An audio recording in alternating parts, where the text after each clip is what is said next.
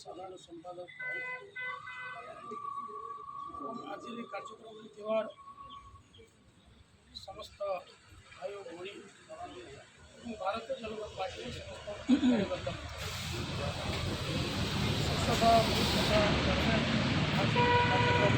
ठिया आज आम स्वाधीनता दिवस पालन कर आम समस्त जाचु 47 बिफोर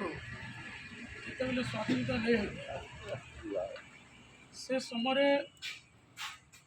आम अनेक लोग शहीद होता अनेक लोग जीवन चली जाइए केते समस्या थिला केते प्रॉब्लम थिला निजर जीवन को आहुति देकरी जेन माने आज देश स्वाधीनता आनबारे बलिदान देचन तांको मने पकेबार दिन अच्छे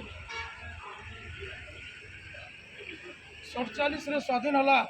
किंतु तार बिफोर जे तो लोक मृत्युवरण नहीं करते खाली आम विभाजन विभीषिका दिवस पालन करूँ भारत वर्ष सारा भारत वर्ष पालन होला विभाजन होला परे भी तानु अधिका लोग मरी लक्ष लक्ष लोग मरी से समय भूल नीति जो कांग्रेस